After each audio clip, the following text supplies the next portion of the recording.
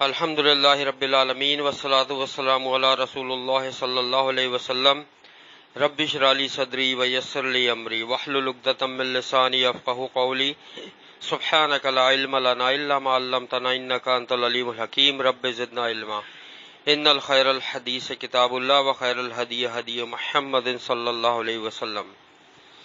سورہ نور ہماری چل رہی ہے اور ہم نے کل پڑھا تھا کہ کس طریقے سے گھروں میں داخل ہونا، اجازت لے کر، سلام کر کر، اور 3 بار اجازت لینی ہے، اس کے بعد وہاں سے چلے جانا ہے اگر اجازت نہیں ملے تو۔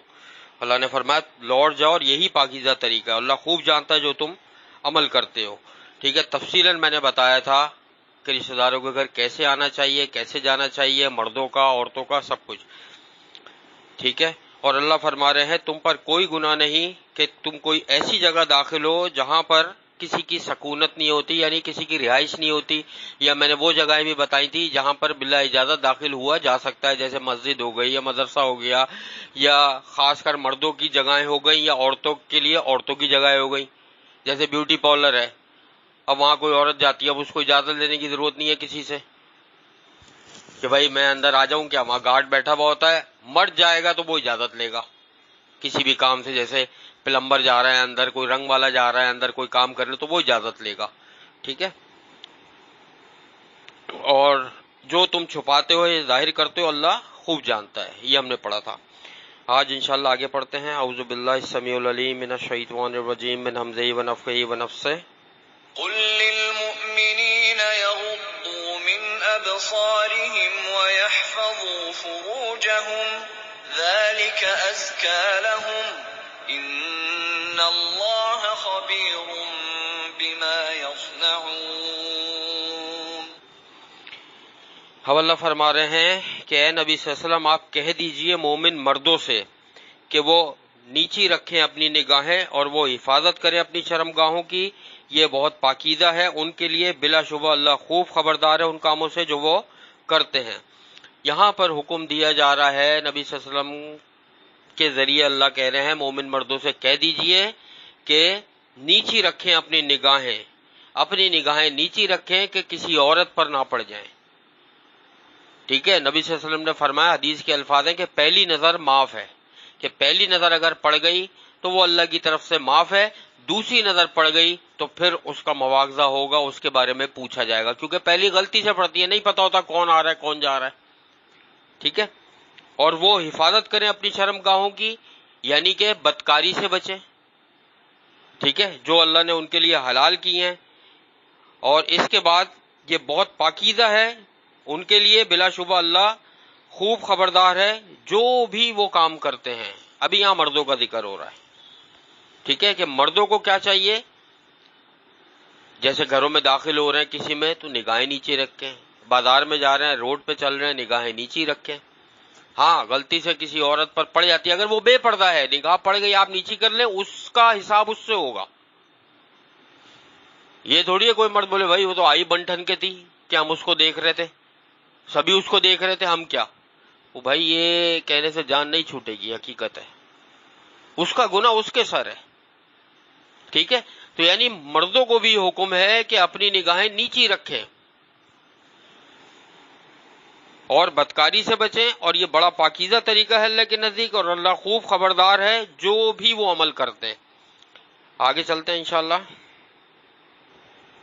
وَقُل لِّلْمُؤْمِنَاتِ يَغْضُضْنَ مِنْ أَبْصَارِهِنَّ وَيَحْفَظْنَ فُرُوجَهُنَّ وَلَا يُبْدِينَ زِينَتَهُنَّ إِلَّا مَا ظَهَرَ مِنْهَا وَلْيَضْرِبْنَ بِخُمُرِهِنَّ عَلَىٰ جُيُوبِهِنَّ وَلَا يُبْدِينَ زِينَتَهُنَّ إِلَّا لِبُعُولَتِهِنَّ أَوْ آبَائِهِنَّ أَوْ آبَاءِ بُعُولَتِهِنَّ أَوْ أبناء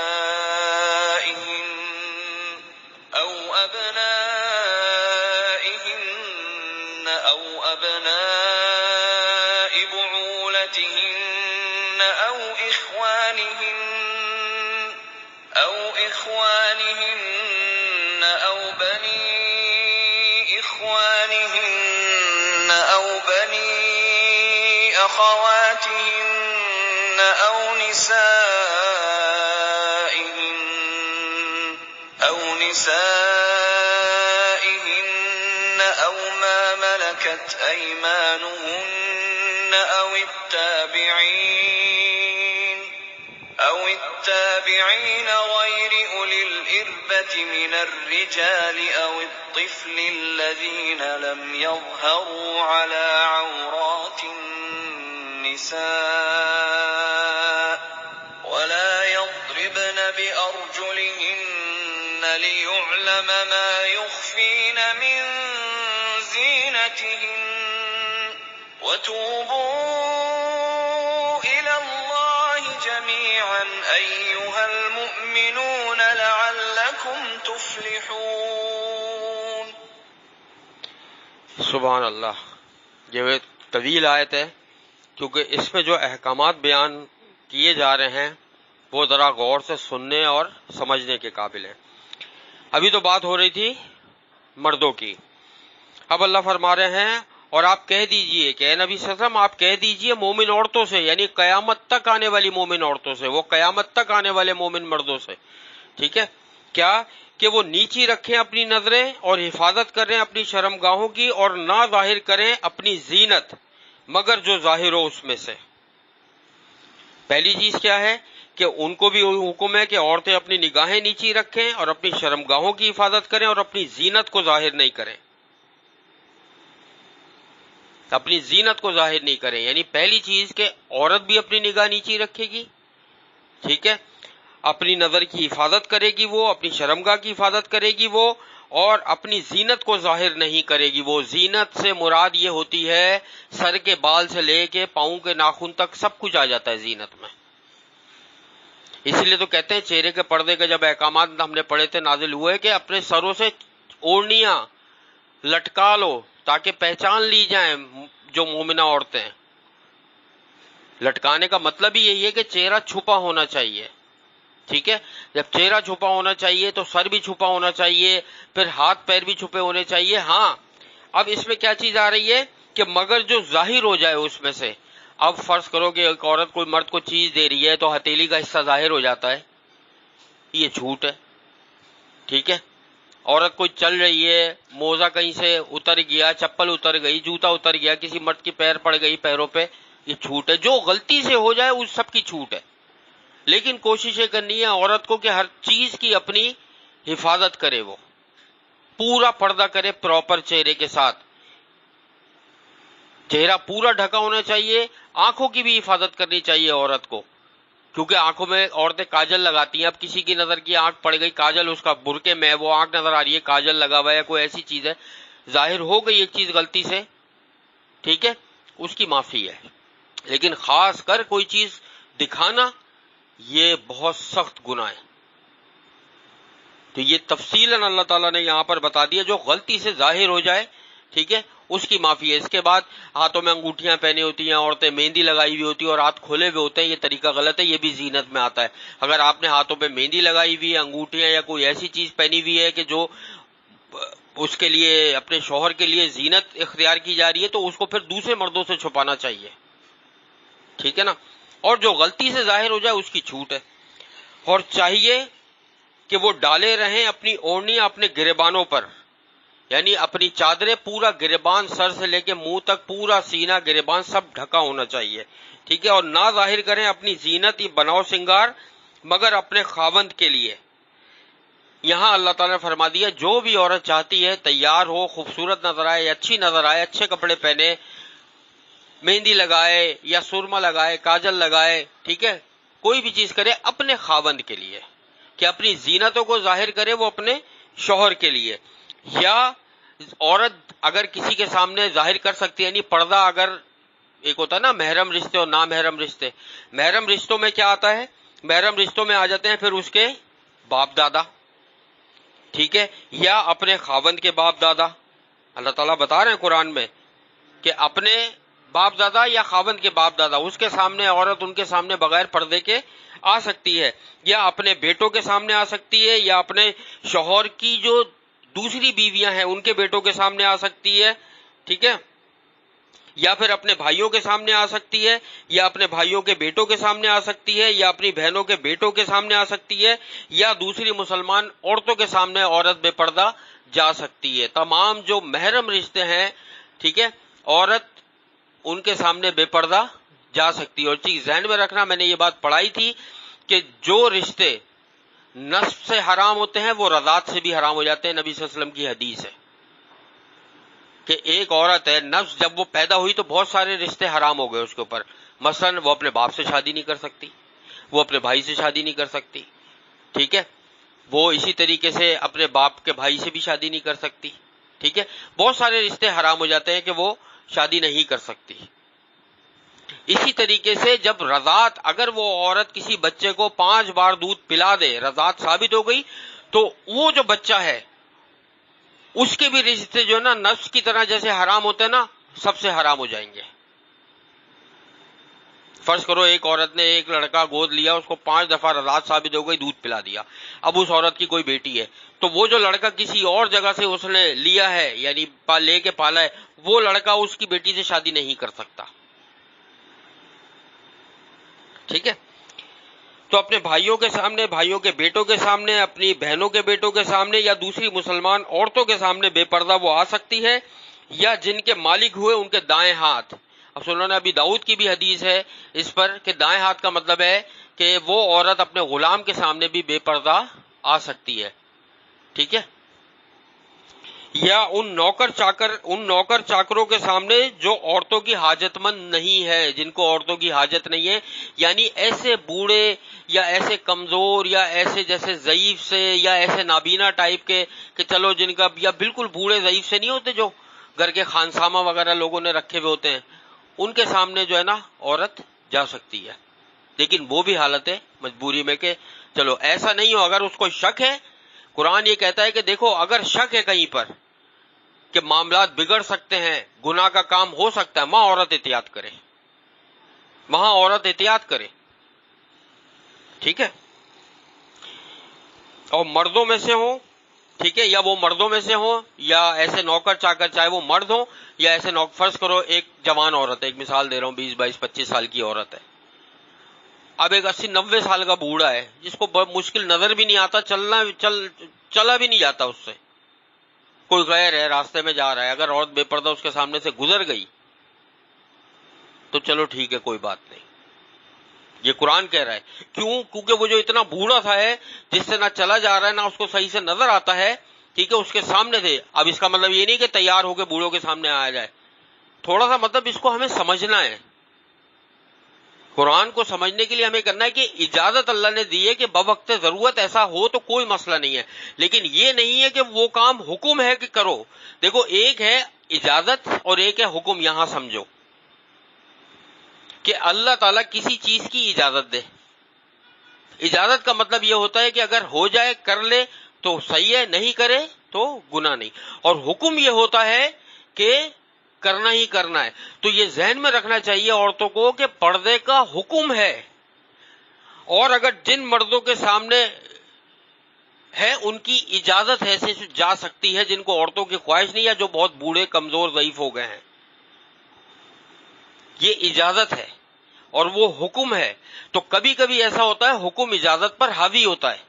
فرض کرو ایک مثال دے رہا ہوں میں کہ ایک عورت ہے، ٹھیک ہے، اب فرض کرو اس کی بہن کا بیٹا ہے، ٹھیک ہے، اس کا کریکٹر صحیح نہیں ہے، اس کا کریکٹر، تو عورت کو چاہیے اس سے بھی دور رہے۔ اس کے بھائی کا بیٹا ہے، اس کا کریکٹر صحیح نہیں ہے، عورت کو چاہیے اس سے بھی دور رہے، اس کے سامنے بالکل نہ جائے۔ کیوں؟ کیونکہ حکم پردے کا ہے، اور وہاں پھر اجازت ہے کہ اپنا بناؤ سنگار جس کے سامنے ظاہر کر سکتی ہیں عورتیں۔ تھوڑا سا اس کو سمجھو۔ یا پھر ایسے نابالغ بچے جن کو ابھی سمجھ ہی نہیں ہے، چھوٹے بچے ہوتے ہیں 2 4 5 10 سال کے، جن کو سمجھ نہیں ہے، ان کے سامنے عورت جا سکتی ہے بغیر پردے کے۔ اور نہ وہ عورتیں ماریں اپنے پاؤں زمین پر، اپنے پاؤں زمین پر نہیں ماریں تاکہ وہ جانا جائے ان کو۔ کیوں؟ کہ عورت زمین پر پاؤں پٹک پٹک کر چلے گی تو اس کے پیر میں اگر پادیب ہے یا اس کے جسم پر زیور ہے، اس میں سے آواز آئے گی، پھر مرد متوجہ ہوں گے، ٹھیک ہے نا۔ یا ایڑی والی جو سینڈل عورتیں آج کل پہنتی ہیں، نوک والی، اس کو پٹک پٹک کے چلنا کہ مرد متوجہ ہو، آواز نہیں آتی اکثر ٹک ٹک ٹک ٹک ٹک، غلط ہے بالکل، یہ بالکل قرآن کے خلاف ہے، ٹھیک ہے۔ اور وہ جو چھپاتی ہیں اپنے بناؤ سنگار سے، ٹھیک ہے، یعنی کہ جو بناؤ سنگار سے چھپاتی ہیں تاکہ اس کو چھپا رہے، پٹک کے نہ چلیں اپنی سینڈلیں یا چپلے کے مرد متوجہ ہوں، تاکہ ان کا بناؤ سنگار چھپا رہے۔ پھر اللہ فرما رہے ہیں اور تم توبہ کرو اللہ کی طرف سارے ہی اے مومنو تاکہ تم فلاح پاؤ۔ اب اللہ فرما رہے ہیں کہ تم سب غلطیاں ہر ایک سے ہوتی ہیں بیٹا، ذہن میں رکھو، چاہے وہ مرد ہو یا عورت ہو، ٹھیک ہے، غلطیاں ہر ایک سے ہوتی ہیں، تو اللہ تعالیٰ فرما رہے ہیں توبہ کرتے رہو۔ ایک اور چیز بھی بتاؤں اس میں، ایک اور چیز بھی ہے، مخنث کے آگے آنے سے منع کیا گیا ہے۔ مخنث کہتے ہیں ہیجڑے کو، ٹھیک ہے، ہجڑے تو پتہ نہیں جو شادی بیاہوں پہ لوگوں کے گھروں میں آ جاتے ہیں یا روڈوں پہ نظر آتے ہیں بھیک مانگتے ہوئے، ہجڑے جو نہ مردوں میں ہوتا ہے نہ عورتوں میں، ان کا داخلہ منع ہے، نبی صلی اللہ علیہ وسلم نے منع کیا، یہ گھر خراب کرتے ہیں۔ دوسری چیز کہ ایک دفعہ نبی صلی اللہ علیہ وسلم ام سلمہ رضی اللہ تعالیٰ عنہ کے گھر گئے تو ایک ہجڑا بیٹھا ہوا تھا، وہ وہاں پہ کسی کو، ان کے بیٹے کو یا پتہ نہیں ان کے بھائی کو یہ بتا رہا تھا کہ اگر اللہ تعالیٰ نے طائف میں فتح حاصل کری تو میں تم لوگوں کو فلاں کی بیٹی ہے، وہ بڑا لچکدار قسم سے چلتی ہے اور اس کے جسم پہ بل پڑتے ہیں، آگے سے بھی 4 بل پڑتے ہیں، پیچھے سے بھی 4 بل پڑتے ہیں، میں اس کے بارے میں بتاؤں گا۔ تو نبی صلی اللہ علیہ وسلم نے فرما دیا کہ میں آئندہ اس ہجڑے کو تمہارے گھر میں نہ دیکھوں، یہ گھر خراب کرتے نہیں آنا چاہیے۔ جن ہجڑوں میں عورتوں والی خصوصیات ہوں وہ مرد کے قریب نہ آئیں، اور جن ہجڑوں میں مردوں والی خصوصیات ہوں وہ عورت کے قریب نہ آئیں، ٹھیک ہے، تو ان سے بھی بہت ضروری ہے، یہ گھر خراب کرتے ہیں۔ باقی اس میں تفصیل بہت ساری، علماء کرام نے اس کی بہت ساری تفصیل لکھی ہے، چونکہ ابھی ایک تو وقت کی بات، دوسرا یہ کہ وہ تفصیل جو ہے پھر وہ وقتاً فوقتاً جب مسئلے مسائل آتے ہیں کہ فلاں فلاں سے نکاح کر سکتی ہے، یعنی فلاں بیٹا اس کے نکاح کر سکتا ہے، پھر وہ تفصیل اس وقت آئے گی کہ حرمت والے کون سے رشتے، حالانکہ میں سارا پیچھے پڑھا چکا ہوں کہ کون سے رشتے حرمت والے ہیں اور کون سے رشتے جو ہے وہ محرم ہے، نامحرم ہے، سب پڑھا چکا ہوں میں، ٹھیک ہے۔ تو بس حکم یہ ہے عورتوں کو کہ وہ پردہ کریں ہر ایک سے، پردہ کرنا عورت کے لیے لازم ہے۔ کتنی ہی ایسے ہوں گے قیامت والے دن، میں نے حدیث سنائی تھی کہ جو بغیر لباس کے ہوں گی، جو دنیا میں باریک کپڑے پہنتی تھی یا ایسا لباس پہنتی تھی جو نہ ہونے کے برابر تھا، وہ بغیر لباس کے اللہ ان کو کھڑا رکھے گا وہاں پہ۔ سوچو کیسا مقام ہوگا وہ۔ عورت اپنے آپ کو پورا پردے میں رکھے۔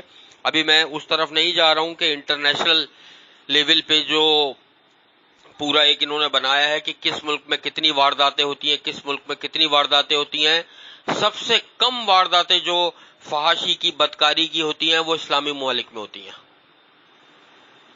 جس میں پاکستان، سعودی عرب، انڈونیشیا، UAE، قطر، مسقط، ابوظہبی، دبئی، کویت، اور یہ جو مسلم ممالک ہیں نا، سب سے کم وارداتیں اس میں ہوتی ہیں، اور سب سے زیادہ جو وارداتیں ہوتی ہیں عورتوں کے ساتھ وہ یورپ، امریکہ، Canada, England, Australia, France, Germany یہاں ہوتی ہیں۔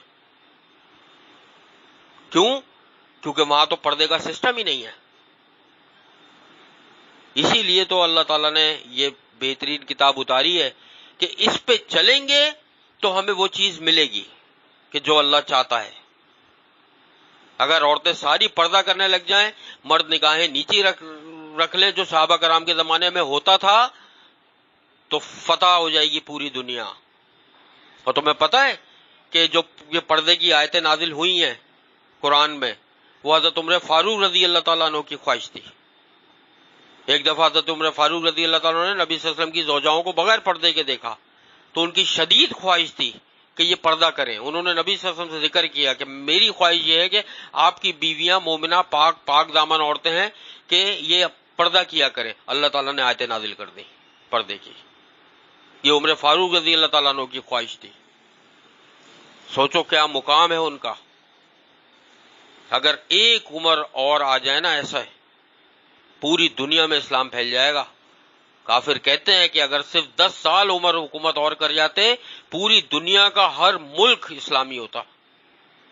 اتنی تیزی سے وہ فتوحات کر رہے تھے. کیا شاندار ان کا کریکٹر تھا کہ نبی صلی اللہ علیہ وسلم نے دعا کی تھی کہ اللہ 2 عمر میں سے کوئی ایک مجھے عطا کر دے، یا عمر بن خطاب یا یہ عمر ابو جہل جو ہے. اللہ تعالیٰ نے عمر بن خطاب کا جو ہے وہ انتخاب کیا. ان کی شان اٹھا کر پڑھو کہ ان کے پہلی صف میں وہ کھڑا ہوا تھا حبشی ابو لولو فیروز. اس نے خنجر مارا، ان کی انتڑیاں پھٹ گئی ساری، وہیں گر گئے، خون نکلنے لگا. فوراً حکیم کو بلایا، انہوں نے دوا پلائی، ساری دوا جو ہے انتڑیوں سے باہر نکل گئی، اسی وقت بہہ گئی. ایک شخص جا رہا تھا مسجد سے چل کے، اس کے پائچے جو ہے ٹخنوں سے نیچے تھے، اس کو بلا لیا اور ڈانٹا کہ یہ نبی کا طریقہ نہیں ہے پائچے نیچے رکھنا، اس کو اوپر کرو، خون نکل رہا ہے، آخری وقت میں ہے اور اس کو ڈانٹ رہے ہیں. بیٹا ایسے لوگ کبھی پیدا ہی نہیں ہوتے. صحابہ کرام جیسے گزرے ہیں نا، اور صحابیات. ابھی تو میں نے صحابہ کرام کے بارے میں بتایا، صحابیات کے بارے میں بہت ساری چیزیں نہیں بتائیں.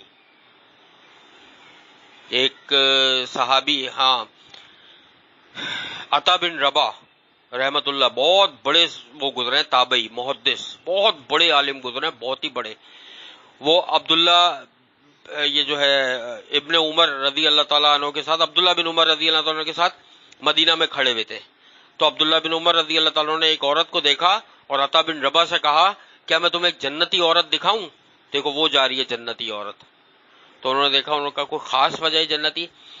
وہ کہنے لگے کہ میرے سامنے اس عورت کو مرگی کے دورے پڑتے ہیں. وہ کہنے لگے کہ میرے سامنے یہ عورت نبی صلی اللہ علیہ وسلم کے پاس آئی تھی اور ان سے اپنے مرگی کے دورے کے لیے دعا کروائی، کہا تھا کہ آپ اللہ سے دعا کر دیں کہ مجھے مرگی کے دورے نہ پڑے. تو نبی صلی اللہ علیہ وسلم نے اس عورت سے کہا اگر تم کہتی ہو تو میں دعا کر دیتا ہوں، لیکن کیا تم چاہتی ہو کہ قیامت والے دن جب اللہ تم سے ملے تو تمہارے گناہوں کو بخش دے، تمہیں جنت میں داخل کر دے؟ یعنی کہ میں دعا نہیں کروں گا پھر تم اس بیماری کو تمہیں سہنا پڑے گا. تو وہ خوش ہو گئی، کہنے لگی بس پھر آپ ایک دعا کر دیں کہ جب مجھے مرگی کا دورہ پڑے تو میرا سطر نہ کھلے، یعنی میرے کپڑے نہ ہٹیں ادھر ادھر سے جسم سے، تاکہ لوگ میری زینت کو نہ دیکھ پائیں. نبی صلی اللہ علیہ وسلم نے یہ دعا کر دی تھی. تو انہوں نے فرمایا یہ ہے جنتی عورت. بیٹا ان عورتوں کی مثالیں پڑھو، زندگیاں پڑھو. یہ لیڈی ڈیانا، یہ فلاں، یہ اداکارہ، یہ ٹک ٹاکر، یہ یوٹیوبر، یہ مووی، یہ آرٹ، یہ ہسٹری اور یہ سائنس اور یہ کچھ بھی نہیں ہے. ہمیں سبق ان سے لینا ہے. جب پردے کی آیتیں جس دن نازل ہوئی تھی نا، جس دن پردے کی آیتیں نازل ہوئی تھی، اگلے ہی دن فجر میں جب عورتیں نماز پڑھ کے نکلی نا، تو صحابی ایک تھے، وہ فرماتے ہیں کہ مجھے ایسا لگ رہا تھا دیکھ کے کہ آسمان سے کووں کی فوج نیچے آ گئی ہے.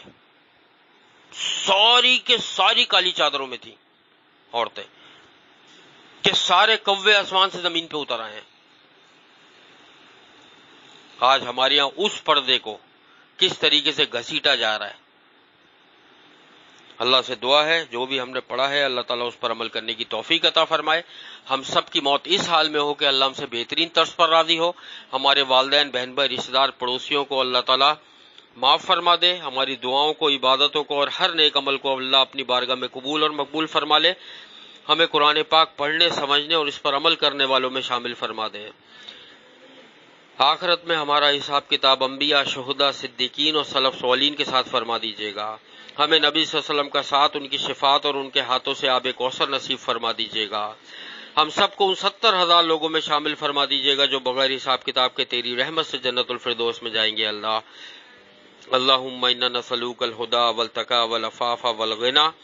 رب ارحمہما کما ربیانی صغیرا. رب انی لما انزلت الی من خیر فقیر ولم اکن بدعائک رب شقیا. اللہم انا نسألوک الجنۃ الفردوس وقنا عذاب النار. اللہم انا نسألوک الجنۃ الفردوس وقنا عذاب النار. اللہم انا نسألوک الجنۃ الفردوس وقنا عذاب النار. ربنا تقبل منا انک انت السمیع العلیم وتب علینا انک انت التواب الرحیم. سبحان اللہ عما یصفون وسلام علی المرسلین والحمد للہ رب العالمین. سبحانک اللہم وبحمدک نشہد ان لا الہ الا انت نستغفرک ونتوب الیک. السلام علیکم ورحمۃ اللہ وبرکاتہ.